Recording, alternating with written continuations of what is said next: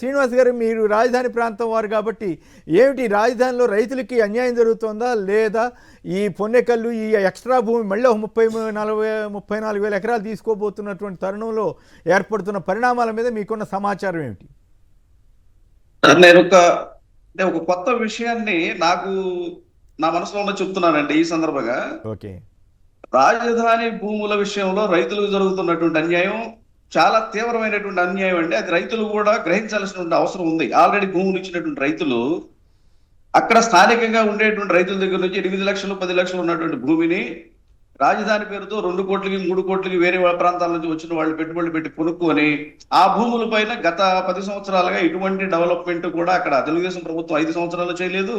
మరలా ఇప్పుడు 1.5 year అయిపోతాం దగ్గర. ఇప్పటికి కూడా వాళ్ళు ఇంతవరకు ఆ చెట్లు కొట్టినటువంటి పరిస్థితి కూడా లేదు. ఇంత ఇన్వెస్ట్మెంట్ చేసినటువంటి రైతులు లేదా పెట్టుబడిదారులు ఆర్థికంగా ఎంతో తీవ్రంగా నష్టపోయేటువంటి పరిస్థితులు ఉంది. స్థానికంగా ఉన్న రైతులు చాలా మంది కూడా అక్కడ భూములు అమ్ముకొని వలస వెళ్ళిపోయిన పరిస్థితి ఉంది.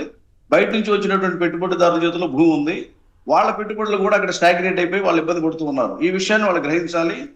ఇక్కడ ఈ 33,000 ఎకరాల భూమిని అక్కడ పక్కన పెట్టేసేసి మళ్ళీ ఇంకొక 40,000 ఎకరాల భూమిని చంద్రబాబు నాయుడు గారు నేను సేకరిస్తానని చెప్పి చెప్తా ఉన్నారు. అసలు ఈ 33,000 ఎకరాల భూమి అసలు రాజధాని నిర్మాణం కోసం అవసరమా? ఆ భూమిని ఏం చేస్తున్నారు? ఇంతవరకు డెవలప్మెంట్ లేదు. రైతులకు ఎన్ని సంవత్సరాలు కౌలు చెల్లిస్తూ ఉంటారు? అక్కడ పని కోల్పోయినటువంటి కార్మికుల పరిస్థితి ఏంటి? అట్లాగే ఎంత పంట భూమిలో ఎంత పంట నష్టపోతున్నాం, ఆ పంట యొక్క విలువ ఎంత, ఎన్ని సంవత్సరానికి ఎన్ని లక్షల కోట్ల రూపాయలు, ఎన్ని వేల కోట్ల రూపాయలు నష్టపోతా ఉన్నాం ఆర్థికంగా.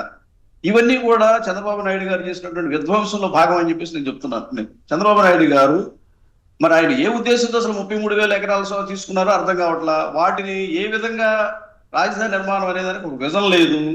రాజధాని అనేదానికి ఒక డెఫినేషన్ లేదు.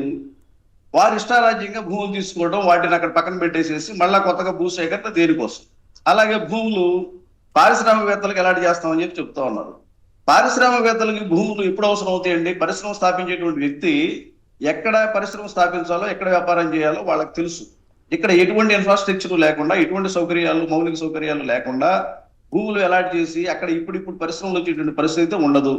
అక్కడ ఎన్ని లక్షల కోట్ల రూపాయలతో మీరు ఇన్ఫ్రాస్ట్రక్చర్ డెవలప్ చేసుకుంటూ వెళ్తారు, ఎప్పటికి పూర్తవుతుంది?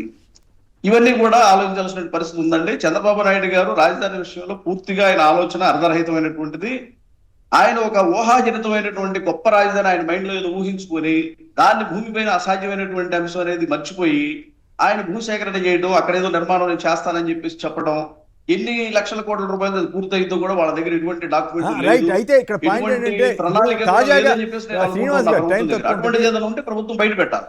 తాజాగా పొన్నెకల్లు తదితర ప్రాంతాల్లో ఎమ్మెల్యేని కానీ అధికారులను కానీ వాళ్ళు వ్యతిరేకించడం కానీ ప్రశ్నలు వేయటం కానీ ఈ పరిణామాల ప్రభావం మొత్తం అమరావతి రైతుల మీద ఉందా? రైతులంతా మొన్నక్కడో ఈ 33,000 ఎకరాలకు సంబంధించిన ఒక రైతు కూడా చంద్రబాబు గారు మేము అయిపోతున్నాం అని చెప్పి ఒక వీడియో రిలీజ్ చేశారు.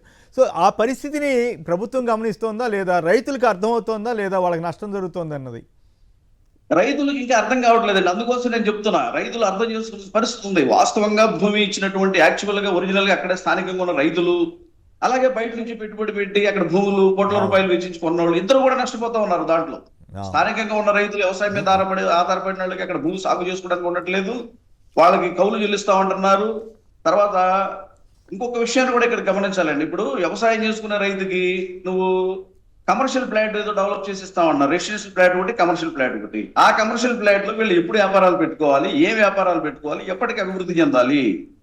చక్కగా ఆయన వాస్తవంగా అమరావతిలో రాజధాని పెట్టదలుచుకొని ఉంటే అసెంబ్లీ, సెక్రటేరియట్, హైకోర్టు కట్టేసేసి పర్మనెంట్ బిల్డింగ్స్ కట్టేసేసి పరిపాలన ప్రారంభిస్తే వ్యాపారాలు పెట్టదలుచుకున్న వాళ్ళు భూములు చౌకగా ఉన్నగాడు భూములు కొనుక్కుంటారు. భూమికి రేట్ ఏమైనా 7 కోట్ల రూపాయలు 8 కోట్ల రూపాయలు ఉంటే ఎకరం భూమి కాదు 30 వాళ్ళు అడిగారంట. ఎప్పుడు ప్రపంచ బ్యాంక్ వాళ్ళు అడిగారట, ఒక పరిశ్రమ పెట్టాలంటే చౌకగా భూమి లభించాలి. రైట్. అక్కడ ఇన్ఫ్రాస్ట్రక్చర్ ఉండాలి, అక్కడ ఆ పరిశ్రమకు అవసరమైన ముడిసరుకులు ఉండాలి, అక్కడ స్కిల్డ్ లేబర్ ఉండాలి. ఇవన్నీ ఏమి లేకుండా మేము భూములు ఇస్తాము, పరిశ్రమలు తెస్తామంటే అది ఎటువంటి ఆర్థికమైనటువంటి విధానం అని చెప్పేసి నేను ప్రభుత్వాన్ని ప్రశ్నిస్తున్నా. రైతులు కూడా ఈ ఆలోచనకు వచ్చారు. ఇంతకుముందు రైతులు ఏంటంటే ఏదో అద్భుతం జరిగింది, వాళ్ళు అభివృద్ధి చెందుతారనే ఒక భ్రమలో ఉండి తెలుగుదేశం ప్రభుత్వం చెప్పినట్టుగా, చంద్రబాబు నాయుడు చెప్పినట్టుగా నమ్మారు. కానీ వాళ్ళకి కాలం గడిచే కొద్ది అర్థమవుతా ఉంది, రాజధాని అనేది అసాధ్యం అనేది అర్థమవుతా ఉంది. కాబట్టి రైతులు కూడా ఈ Right. భూములు ఇచ్చిన రైతులు తిరుగుబాటు శేఖర్ చేసే గారు. పరిస్థితులు కూడా త్వరలో ఉంటాయని చెప్పేసి నేను ప్రభుత్వానికి తెలియజేస్తున్నానండి. Right. శేఖర్ అలాగే 40,000 ఎకరాల భూములు కూడా ఎవరు రైతులు ఇచ్చే పరిస్థితి ఉండకపోవచ్చు అని చెప్పేసి నేను అనుకుంటూ ఉన్నా. ఎందుకంటే స్పష్టమైనటువంటి విధానం ప్రభుత్వం దగ్గర లేనప్పుడు, లేదా ప్రభుత్వమే కాదండి, మనమైనా ఒక ప్రణాళిక స్పష్టంగా మన దగ్గర లేకపోతే దాన్ని ఎవరు నమ్మరు. Right okay. ప్రభుత్వం కూడా స్పష్టమైన ప్రణాళిక Right. ఉండాల్సిన అవసరం ఉంది. అటువంటి ప్రణాళిక అయితే రాజధాని విషయంలో తెలుగుదేశం Right. ప్రభుత్వం శేఖర్ దగ్గర గారు. లేదని నేను ఖరాఖండిగా చెప్పగలను స్పష్టంగా.